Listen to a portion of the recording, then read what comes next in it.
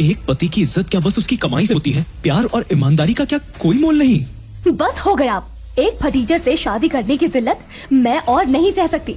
चुपचाप तलाक के कागजों पर साइन कर दो और ये किस्सा यहीं खत्म कर दो। अगर इस बार भी तुमने डिवोर्स पेपर पर साइन नहीं किया तो शायद फिर तुम्हें हर रोज खुले आसमान के नीचे जिंदगी गुजारनी होगी, क्योंकि आज के बाद तुम्हारा मेरे कमरे में आना बंद। यही तुम्हारी गलती की सजा है। मैं तुम्हें तलाक नहीं दे सकता मोहिनी। हालातों के आगे मैं मजबूर हूँ। मोहिनी एक अमीर खानदान की इकलौती लड़की है। वो बेहद खूबसूरत तो है, पर उसने अकेले अपने दम पे परिवार का बिजनेस संभाला है।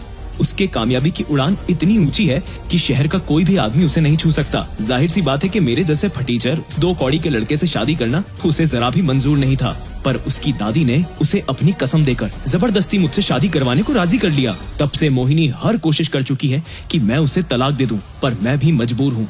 उसके हजारों ताने और भरे बाजार में मुझे सबके सामने बेइज्जत करना मैं सह लेता हूँ, क्योंकि मैंने भी किसी से एक वादा किया था। एक ऐसा वादा जो इस शादी से मोहिनी की समझ से परे है, और किसी भी हालत में मैं अपना वादा तोड़ नहीं सकता, क्योंकि सवाल मेरी जिंदगी का है, मेरे भविष्य का है। मोहिनी की दादी ने मुझे एक ऐसा राज बताया था जो सुनकर मेरे पैरों तले जमीन फिसल गई। आखिर मैंने क्या वादा किया था? क्या आप भी वो राज जानना चाहेंगे? तो आइए मेरी कहानी शुरू से सुनते हैं। ऑफिस में ठीक विंडो के पास बैठे पहले कर्मचारी ने बाहर अधीर को देखते हुए धीमी आवाज में चुगलीबाज की तरह कहा, क्या किस्मत है यार इसकी, करोड़पति बीवी मिली है इसे। दूसरा कर्मचारी उसी लहजे में हंसते हुए उससे कहता है, जब अपनी औकात करोड़पति की हो तो बीवी के करोड़पति होने से क्या होगा। जूही के कानों में जैसे ही ये बात पड़ी, उसने खिड़की के बाहर झांक कर देखा। तब अधीर अपने हाथ में लंच बॉक्स लिए गेट की तरफ बढ़ रहा था। हर रोज की तरह उसे सिक्योरिटी गार्ड ने भी कोई खास इज्जत नहीं दी और ना ही रजिस्टर में साइन करने के लिए कहा, बस उसे नजरअंदाज कर दिया। वैसे देखा जाए तो अधीर दिखने में बुरा नहीं था, फिर भी हर रोज टिफिन बॉक्स लिए सीधा यहाँ पहुंच जाता। दिन बदल रहे थे, पर अधीर के अंदर कोई बदलाव नहीं आया। वो सर झुकाकर ऑफिस के अंदर आया और सीधा कैबिन की तरफ चला गया। जैसे ही वो कैबिन के पास पहुंचा, उसे अंदर एक आदमी की आकृति नजर आई।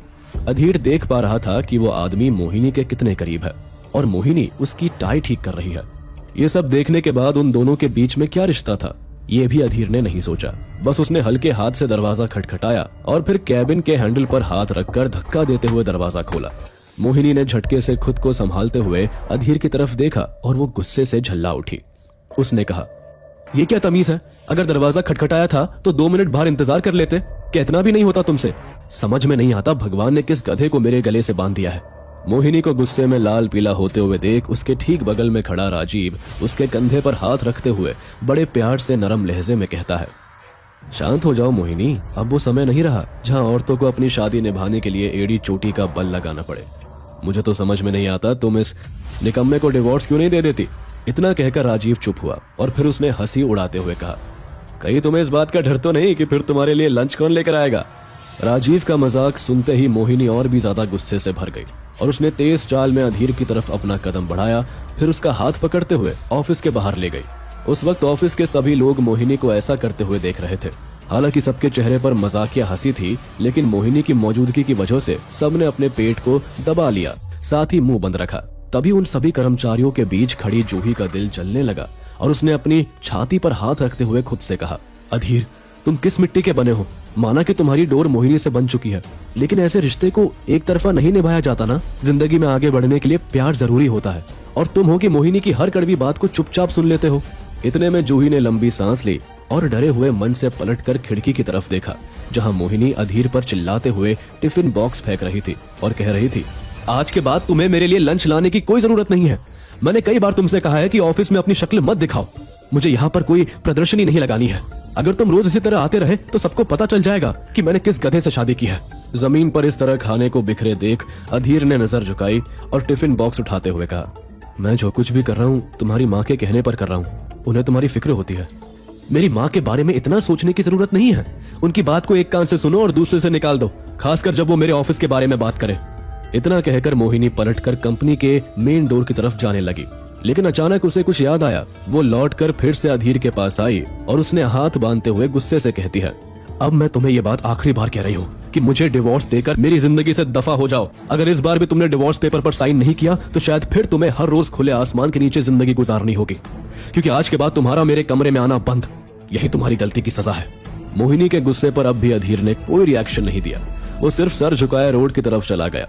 दूसरी तरफ मोहिनी उस दिन के बारे में सोचने लगी जिस दिन घर पर उसकी और अधीर की शादी की बात चल रही थी। मोहिनी ने एक निकम्मे आदमी से शादी करने से साफ मना कर दिया था। हालांकि तब तक उसने अधीर की शक्ल भी नहीं देखी थी, लेकिन उसकी दादी मानने को तैयार नहीं थी। उनकी अंतिम इच्छा थी कि मोहिनी की शादी अधीर से ही हो। इसलिए उन्होंने अपने कांपते हाथों से मोहिनी के हाथ को पकड़ा और कहा, अगर तुमने इस लड़के से शादी नहीं की ना बेटा, तो शायद मुझे स्वर्ग में भी सुकून नहीं मिलेगा। क्या तुम मेरे लिए ये चाहती हो? आज तक मैंने तुम सबका ख्याल रखा। तुम्हारे दादाजी के गुजरने के बाद अकेले कंपनी संभाली। उसके बदले कम से कम मेरे लिए इतना कर दो, और यकीन मानो जिस लड़के की मैं बात कर रही हूँ, एक दिन तुम्हें इस बात पर गर्व महसूस होगा कि तुम्हारी दादी ने तुम्हारे लिए हीरा चुना है। दादी तो प्यारी प्यारी बातें करके चल बसी, लेकिन ये नकली हीरा मोहिनी के गले में अटकी हड्डी की तरह रह गया। जैसे ही अधीर वापस जाने के लिए मेट्रो स्टेशन तक पहुंचता है, तभी उसने अपना दायां हाथ जेब में डाला और उसे याद आया कि उसकी सास ने मोहिनी को दवाइयां देने के लिए कहा था। वो दवाइयां मोहिनी घर पर ही भुलाई थी।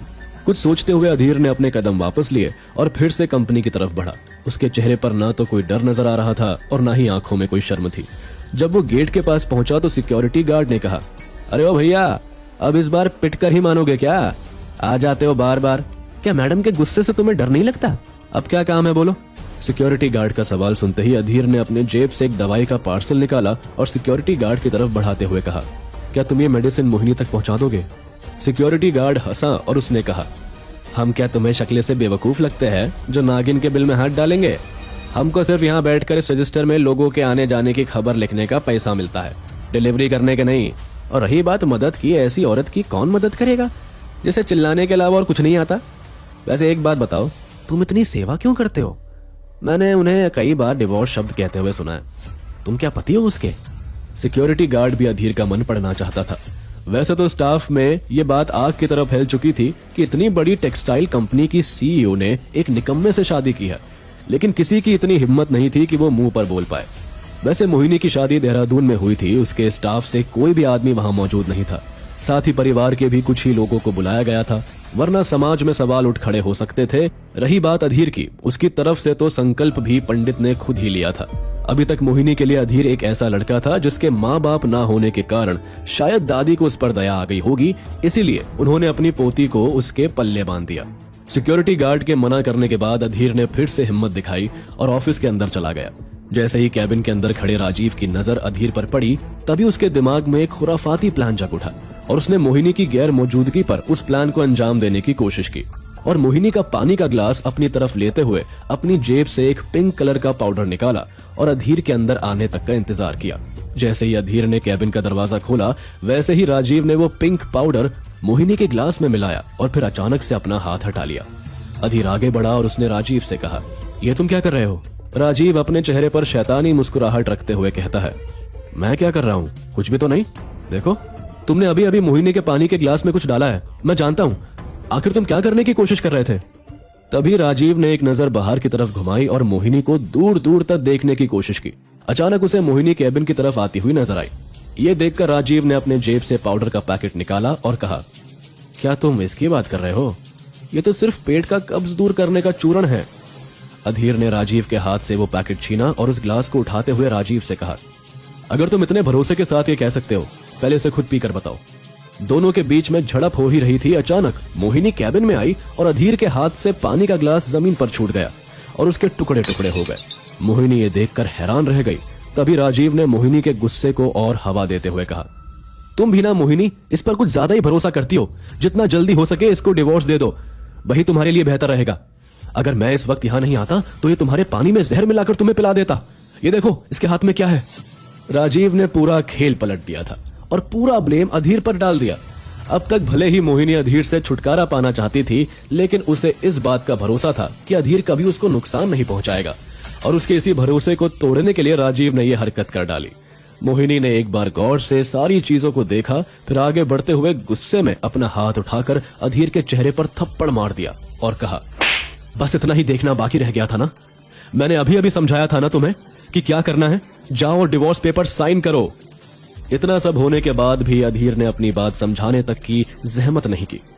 अपने गाल में हाथ लगाकर सीधा कैबिन से बाहर निकल गया। उस वक्त जूही मोहिनी के कैबिन के बाहर थी। हालांकि उसने कई बार अधीर को जलील होते देखा था, लेकिन आज पहली बार वो मार खाकर जा रहा था। ये बात जूही से बर्दाश्त नहीं हुई और वो अधीर के पीछे पीछे चली गई। जैसे ही अधीर तेज चाल में ऑफिस से बाहर निकलता तभी जूही ने कहा, रुक जाओ। आज पहली बार अधीर से किसी ने बात करने की कोशिश की थी और ये आवाज उसके लिए नई थी, इसलिए उसके कदम वहीं रुक गए। जब उसने मुड़कर देखा तो एक सुंदर लड़की अपने चेहरे पर हजारों भाव लिए उसकी तरफ सवालिया नजर से देख रही थी। अधीर के पास उस वक्त कहने के लिए कुछ नहीं था। तभी जूही ने एक कदम आगे बढ़ाया, फिर अधीर से कहा, कैसे इंसान हो तुम? हर रोज जलील हो जाते हो, फिर से अगली बार जलील होने आ जाते हो। क्या तुम्हारे मन में कभी ये सवाल नहीं उठता कि ऐसा करने से तुम्हारी क्या इज्जत रह जाएगी? लोग तुम्हें किस नजर से देखेंगे? जूही की बात सुनकर अधीर मुस्कुराया और उसने कहा, आज मैंने पहली बार किसी और को मेरी बेइज्जती की वजह से परेशान होते देखा है। वैसे सच कहूं तो मैं तुम्हारे सवाल का जवाब नहीं दे सकता।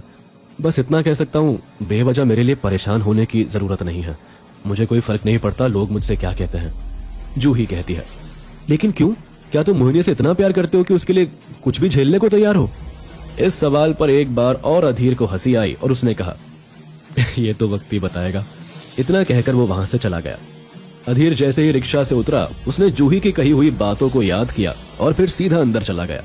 क्या राजीव की चाल कामयाब होगी? इतना बेइज्जत होने के बाद भी अधीर कौन सी बात को सोचकर मुस्कुरा रहा था? क्या जूही अधीर को चाहने लगी थी? मोहिनी और राजीव के बीच में क्या रिश्ता था? क्या अधीर मोहिनी को इस जाल में फंसने से बचा पाएगा?